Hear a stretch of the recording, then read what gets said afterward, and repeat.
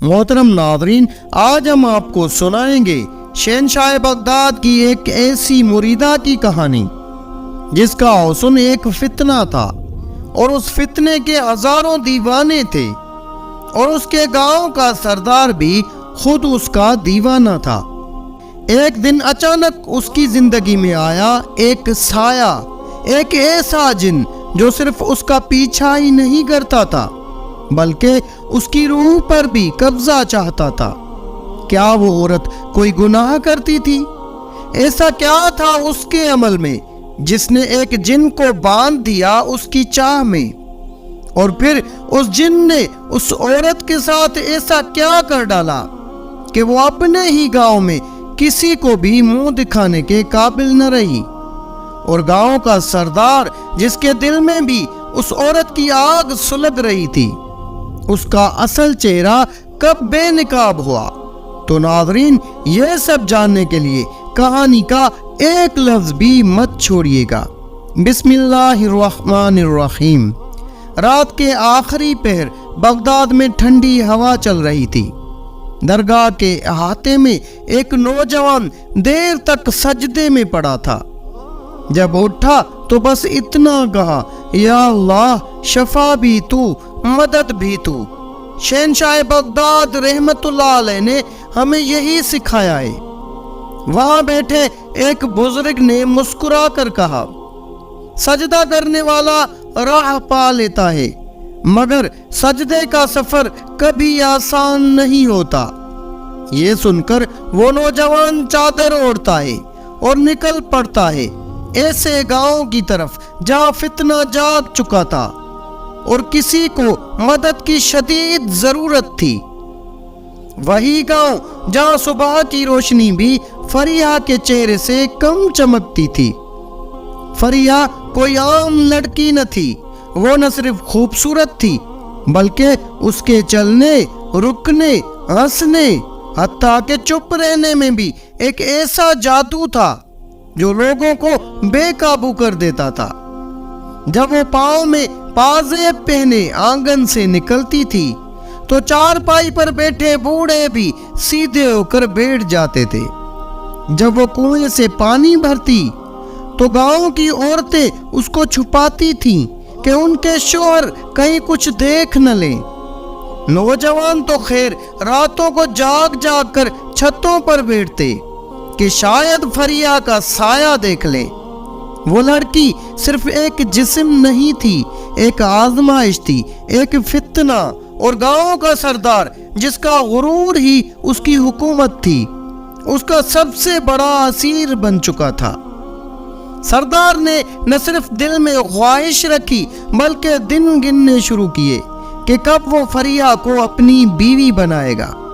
اس نے کئی بار گاؤں کے بڑوں سے رشتے کی بات چھیڑی اور آخرکار ایک دن اپنا قاصد بھیج کر فریحہ کے باپ کو بلا لیا۔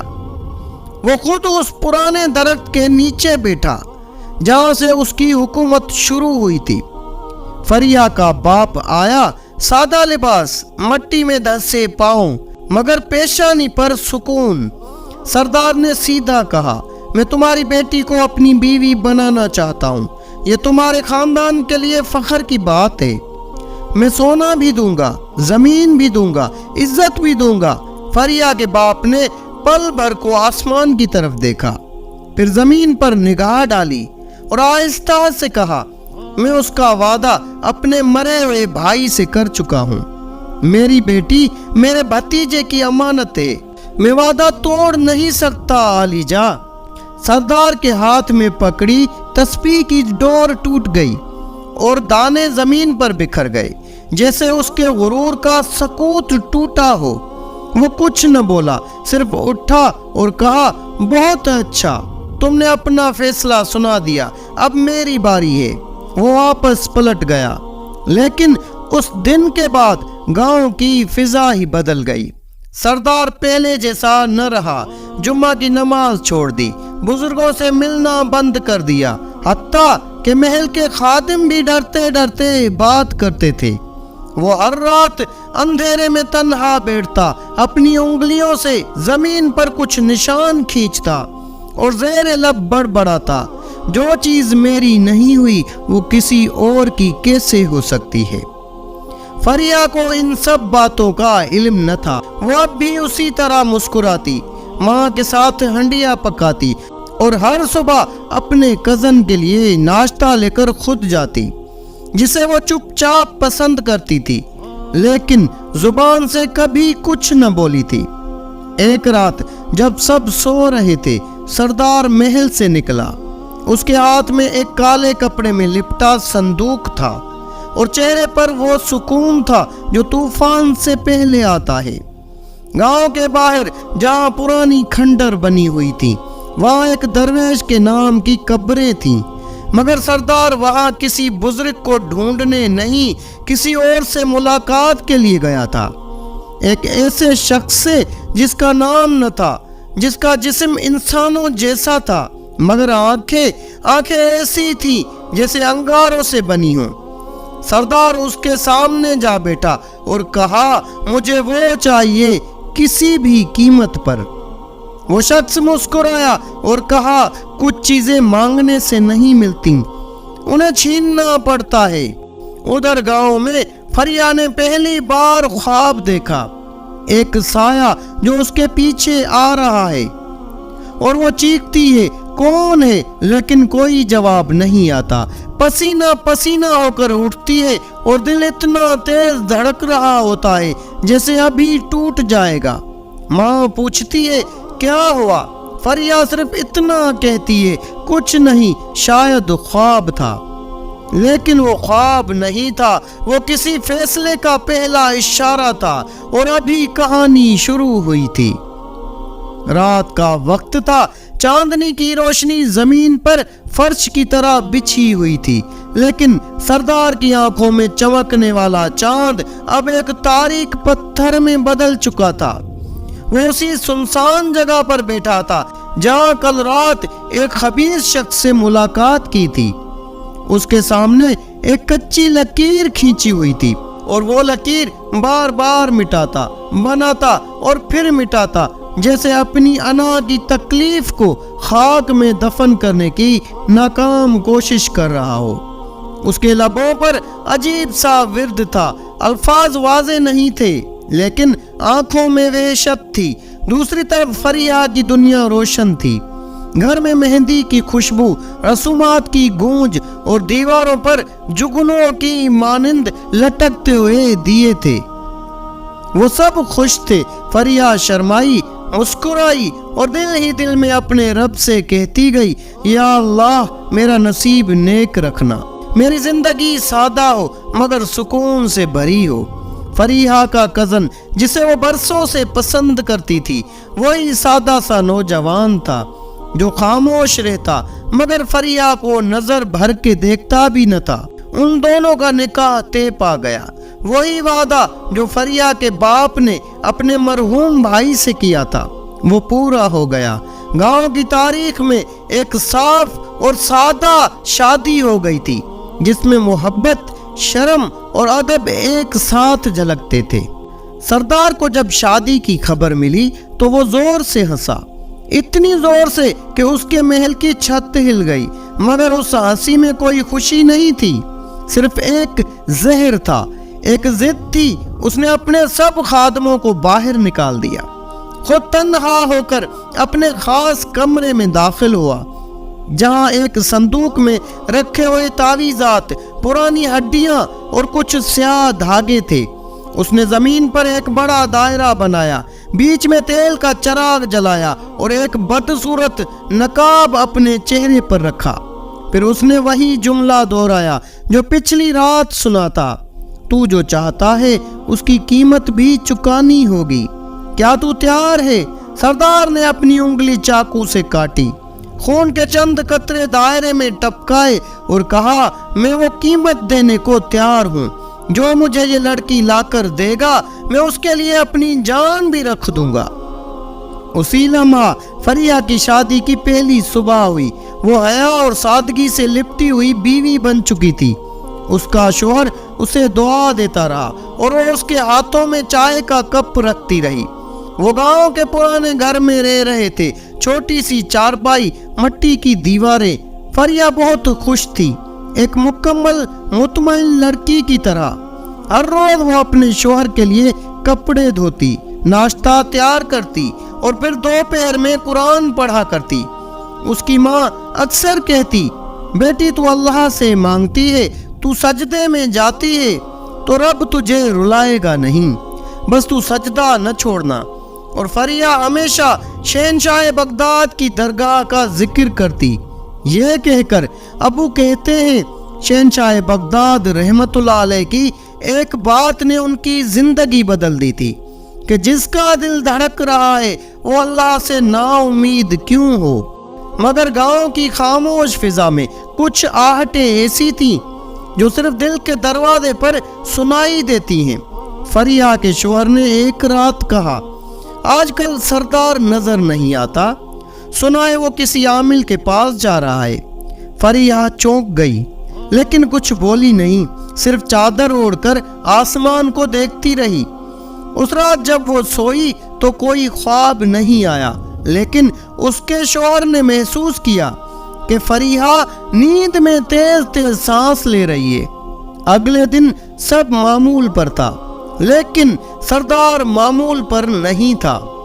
وہ اس خبیث جادوگر کے پاس جا چکا تھا جو زمین کے نیچے بنی ایک کھوہ میں رہتا تھا، اندھیری، تنگ اور تعفن زدہ۔ وہ جادوگر جس کی زبان میں سانپ لپٹے ہوتے اور جس کی آنکھوں میں خون اتر چکا ہوتا۔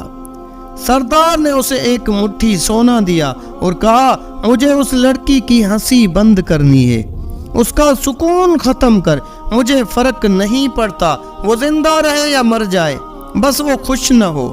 جادوگر نے ایک ڈبے سے 3 سیاہ بال نکالے، ایک پرانا پاؤں کا ناخن اور فریہ کے نام کا لکھا ہوا ایک کاغذ جو سردار نے خود خون سے لکھا تھا۔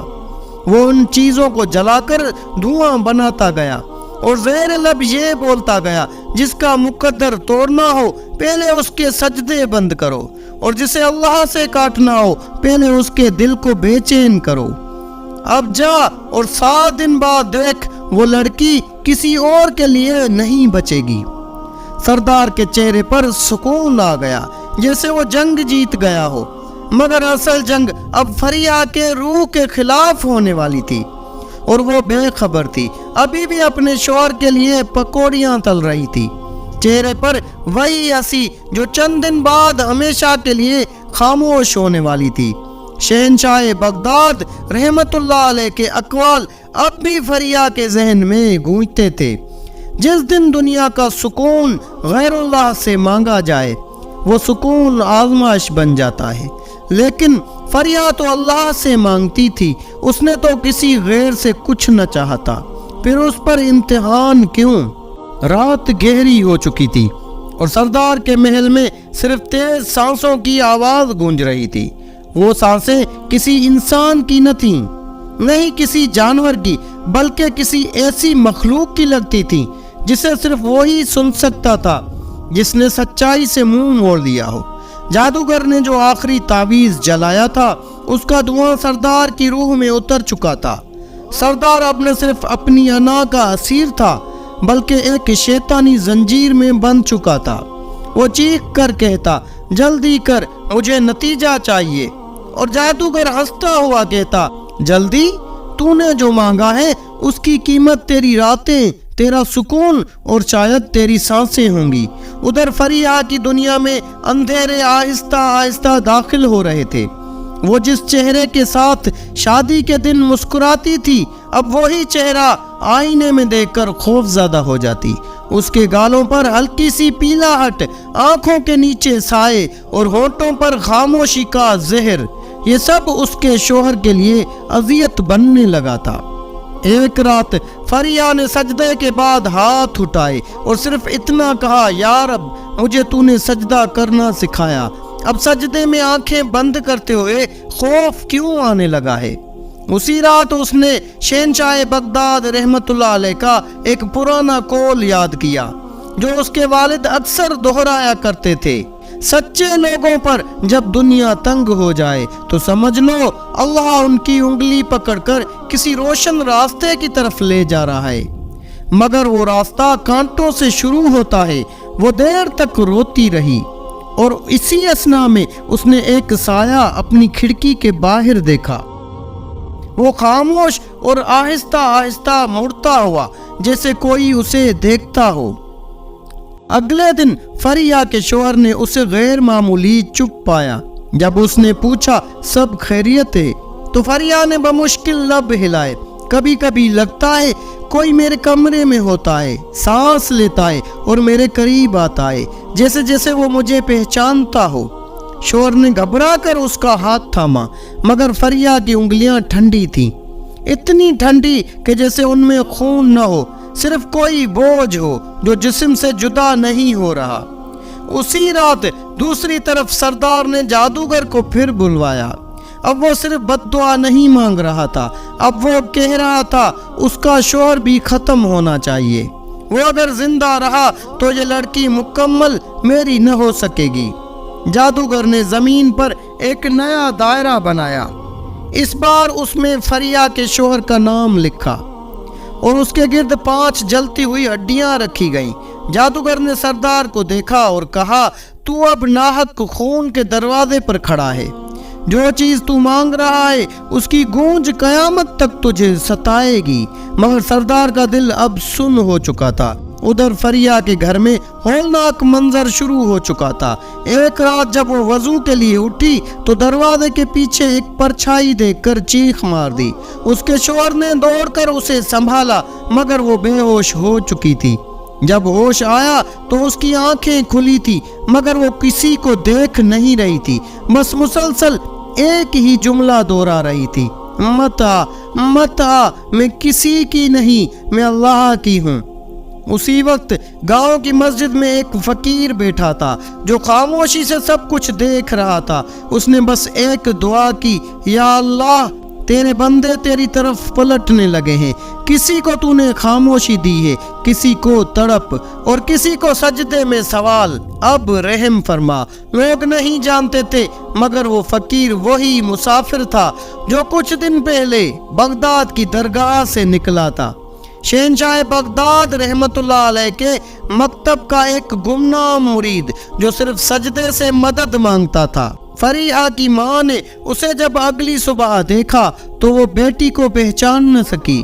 चेहरे पर जर्दी, हाथों पर नीले धब्बे और कमरे में एक बू जैसे कोई पुराना धुआं रुका हुआ हो। दूसरी तरफ सरदार ने जादूगर से आखिरी अमल मांगा।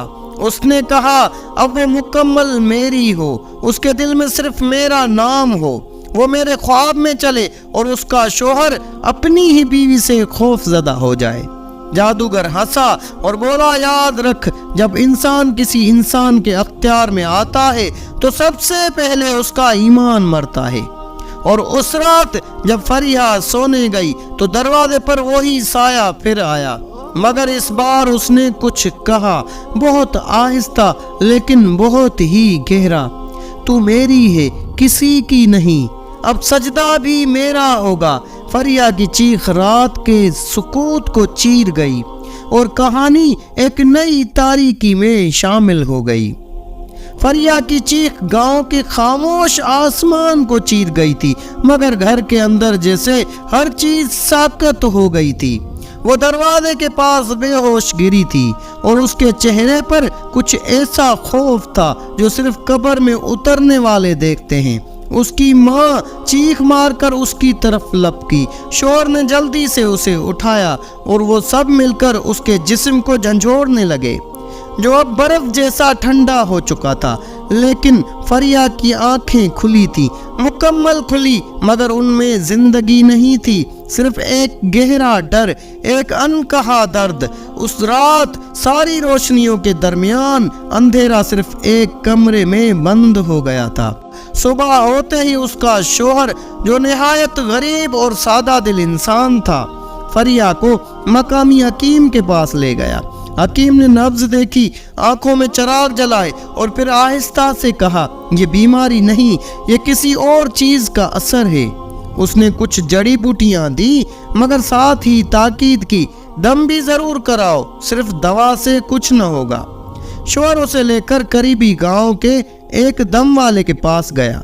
جو مشہور تھا کہ وہ پڑھ کر پانی دیتا ہے اور چیزیں جلا کر اثر ختم کرتا ہے۔ اس نے فریا پر کچھ دم کیا، پانی دیا اور کہا یہ جناتی اثر ہے، لیکن یہ جن عام نہیں، کسی کے بھیجے ہوئے ہیں۔ اس رات جب فریا نے وہ دم کیا ہوا پانی پیا تو اسے کے ہوئی اور اس نے چیخ مار کر کہا میرے اندر کچھ جل رہا ہے۔ سب گھبرا گئے، مگر اگلے دن پھر وہی حال، وہی ٹھنڈک، وہی خاموشی اور وہی کھلی آنکھیں جو بس ایک سوال کرتی تھیں، مجھے کیوں نہیں بچا رہا کوئی؟ شوہر اسے ایک کے بعد دوسرے اللہ والے کے پاس لے گیا۔ کسی نے تعویذ دیا، کسی نے تعویذ کھول کر زمین میں دفن کرنے کا کہا، کسی نے کہا روز سورہ یاسین پڑھو، اور کسی نے صرف سر ہلا کر کہا بیٹا یہ تمہارے بس میں نہیں، یہ کام دعا کے نہیں صبر کے ہیں۔ فریا بات نہیں کرتی تھی، صرف چھت کو گھورتی تھی اور کبھی کبھی اپنے پیٹ پر ہاتھ رکھتی تھی جیسے وہاں کچھ ہو رہا ہو، کچھ ایسا جو باہر کی دنیا نہیں جانتی۔ وہ رات کو سوتی نہیں تھی، صرف آنکھیں بند کرتی اور ہونٹوں سے کانپتی آواز میں یہی دہراتی، وہ آ رہا ہے، وہ آ رہا ہے۔ ماں بے بس، باپ پریشان، شوہر ٹوٹا ہوا اور سردار وہ ہنستا تھا، تنہا بیٹھ کر ہنستا تھا اور کہتا اب دیکھو تم سب نے کیا کھو دیا۔ مگر وہ یہ نہیں جانتا تھا کہ کچھ دعائیں ایسی ہوتی ہیں جو جواب دیر سے دیتی ہیں، لیکن جب دیتی ہیں تو زمین بھی کانپتی ہے۔ ایک دن فریا کے شوہر نے دروازہ بند کیا، فریا کے ماں باپ کو بٹھایا اور کہا میں اب مزید برداشت نہیں کر سکتا۔ میں ہر دروازے پر گیا، ہر ہاتھ چومے، ہر پانی پلایا، مگر کچھ نہیں بدلا۔ اب بس ایک جگہ باقی ہے۔ باپ نے تھکے لہجے میں پوچھا کہاں؟ وہ آہستہ سے بولا شہنشاہ بغداد رحمت اللہ علیہ کی درگاہ۔ اور اگلی صبح فریا کو چادر میں لپیٹ کر ماں باپ اور شوہر نے سفر شروع کیا، ایک امید، ایک دعا اور ایک آخری راستے کے ساتھ۔ قافلہ دھیرے دھیرے چلتا رہا اور دل صرف ایک لفظ دوہرا رہے تھے، اللہ اللہ اللہ۔ فریا کی سانسیں مدھم تھی، ہونٹوں پر حرکت نہ تھی اور ہاتھ ایسے پڑے تھے جیسے کوئی سب کچھ چھوڑ چکا ہو، مگر ان کے دل ابھی بھی دھڑک رہے تھے، شاید اس یقین کے ساتھ کہ جب سب در بند ہو جائیں تو اللہ کا در کھلتا ہے۔ راستہ طویل تھا مگر ان کے دلوں میں ایک راستہ چھوٹا ہوتا جا رہا تھا، اللہ کی طرف جانے والا۔ فریا کو لکڑی کے تختے پر لٹایا گیا، اس کی سانسیں مدھم تھیں اور آنکھیں بند۔ اس کا شوہر، اس کی ماں اور باپ بغداد کی طرف بڑھ رہے تھے، وہی بغداد جہاں ایک وقت شہنشاہ بغداد رحمت اللہ علیہ نے صدیوں کے اندھیروں میں اللہ کی طرف رجوع کا چراغ جلایا تھا۔ جب وہ درگاہ کے قریب پہنچے تو وہاں کا منظر سادہ تھا، نہ کوئی ہجوم، نہ کوئی دھواں، نہ کوئی شعلے، بس ایک سکوت، جیسے خود اللہ ان آنکھوں کو آزما رہا ہو۔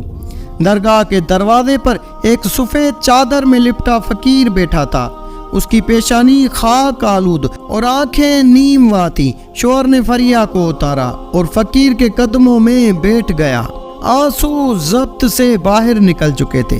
فقیر نے سجدے میں سر رکھا اور بس اتنا کہا یہ جگہ شفا کی نہیں، فریاد کی ہے، جو اللہ کو پکارے گا وہ کبھی خالی نہ جائے گا۔ ہم تو صرف آواز سننے والے ہیں، مدد دینے والے نہیں۔ شوہر نے ہاتھ اٹھا دیے، یا رب اگر آج بھی ہم سے ناراض ہے تو ہمیں ختم کر دے، لیکن اسے درد سے نکال دے۔ درگاہ کے اندر ذکر جاری تھا، اللہ اللہ اللہ، اور وہی ذکر جیسے فریا کی بند آنکھوں میں اترنے لگا تھا۔ اسی لمحے ایک عجیب واقعہ پیش آیا۔ درگاہ کے باہر آسمان پر بادل گہرے ہونے لگے اور فریا کے قریب ایک سائے نے زمین پر قدم رکھے۔ وہی جن جو سردار نے بھیجا تھا، اس کی آنکھوں میں آگ، جسم پر دھواں اور زبان سے زہر ٹپکتا تھا۔ اس نے فریا کی طرف بڑھنا چاہا، مگر جیسے ہی اس نے درگاہ کے دروازے کی حدود پار کی، وہ زور سے چیخا، مجھے جلایا جا رہا ہے، یہ جگہ تو صرف انسانوں کے لیے ہے، یہ تو ذکر سے بنی ہوئی ہے، مجھے واپس جانے دو۔ مگر اس کے پیچھے ایک اور سایہ نمودار ہوا، جیسے کوئی نظر نہ آنے والی طاقت نے اسے جکڑ لیا ہو۔ اسی لمحہ فریا کی بند آنکھوں سے ایک آنسو نکلا اور وہ آہستہ سے کانپنے لگی، اس کے ہونٹ ہلے۔ اللہ اور وہ جن جو ہزاروں عورتوں کا عاشق بن چکا تھا ایک آخری چیخ مار کر زمین پر گرا اور دھواں بن کر بکھر گیا۔ شوہر، ماں، فقیر، سب نے یہ منظر اپنی آنکھوں سے دیکھا، لیکن کسی نے کچھ نہ کہا۔ سب کی نظریں صرف آسمان کی طرف تھیں۔ دوسری طرف سردار جو اب تک محل میں بیٹھا کہکے لگا رہا تھا، اچانک دیوار پر ایک سایہ دیکھتا ہے۔ وہ چیخ مار کر پیچھے ہٹتا ہے اور سامنے وہی جن کھڑا ہوتا ہے، مگر اب خاموش، زخمی اور غصے سے بھرا ہوا۔ جن صرف اتنا کہتا ہے، تو نے مجھے اللہ والوں کے خلاف بھیجا اور اب میرا بھی انجام وہی ہوگا جو تیرا ہوگا۔ سردار پاگلوں کی طرح چیختا ہے، کمرے کی چیزیں توڑتا ہے، دیوار سے ٹکراتا ہے اور آخرکار زمین پر گر کر اپنے بال نوچنے لگتا ہے۔ وہ دن گزرتا ہے اور لوگ کہتے ہیں سردار اب محل کے ایک کمرے میں قید ہے۔ دن رات چیختا ہے، کہتا ہے کوئی سایہ میرا گلا گھونٹ رہا ہے۔ اور وہ جادوگر، وہ اب بیمار ہو چکا ہے، اس کا چہرہ جھلسا ہوا، زبان بند اور ہاتھ کانپتے ہوئے، اس کی آنکھوں میں ایک ہی منظر بار بار آتا ہے، وہ درگاہ، وہ فقیر اور وہ چیخ جو جن نے مار کر زمین پر گرنے سے پہلے نکالی تھی۔ وہ صرف ایک بات دہراتا ہے، میں نے ایک اللہ والی کے خلاف وار کیا اور وہ وار میرے خلاف لوٹ آیا۔ ادھر درگاہ میں فریا بیٹھ چکی ہے، اس کا شوہر اس کے برابر میں آنکھیں بند کیے بیٹھا ہے۔ فریا کی پیشانی پر نور ہے، آنکھوں میں روشنی اور چہرے پر سکون۔ وہ فقیر دوبارہ قریب آیا اور صرف ایک جملہ بولا، شفا اللہ دیتا ہے۔ شہنشاہ بغداد رحمت اللہ علیہ نے ہمیں سکھایا تھا کہ ہم فقط دروازے ہیں، اصل در تو صرف اللہ کا ہے۔ فریا نے آسمان کی طرف دیکھا اور آہستہ سے کہا، اللہ تیرا شکر ہے، تو نے مجھے بچا لیا۔ جب ہر در بند ہوا تو تیرا در کھلا، اور وہ قافلہ جو تھکا ہوا تھا، جو بکھرا ہوا تھا، اب ایک ساتھ درگاہ سے نکلا، مگر ہاتھ خالی نہیں، دل روشن تھے۔ کچھ دن بعد وہی قافلہ جس کے قدم بوجھ سے بھرے ہوئے تھے، اب ہنستے چہروں اور سجدہ گزار دلوں کے ساتھ اپنے گاؤں لوٹ رہا تھا۔ فریا مکمل تندرست تھی، وہی روشن چہرہ، مگر اب پہلے سے بھی زیادہ خاموش، اور نگاہوں میں ایک عجیب سا نور تھا۔ اگلی صبح وہی کنواں جہاں پہلے فریا پانی بھرا کرتی تھی، وہاں اب وہ دوبارہ گھڑا لیے کھڑی تھی، لیکن اس بار اس کے انداز میں غرور نہیں، عاجزی تھی۔ کسی نے آ کر پوچھا، فریا اتنا کچھ سہنے کے بعد تمہاری مسکراہٹ واپس کیسے آ گئی؟ اس نے بس ایک جملہ کہا، میں نے ہر در پر مانگا مگر نہ ملا، مگر جب اللہ کو پکارا تو سب کچھ لوٹ کر آ گیا۔ اور اس دن سے گاؤں میں لوگ صرف ایک بات کہتے تھے، جس کا رب ہوتا ہے اسے کوئی جن، کوئی سردار، کوئی فتنے چھو نہیں سکتے۔ تو ناظرین، یہ تھی ہماری آج کی ویڈیو۔ اگر ویڈیو اچھی لگی ہے تو ویڈیو کو لائک کر کے اپنے دوست و احباب سے بھی زیادہ شیئر کریں۔ جزاک اللہ۔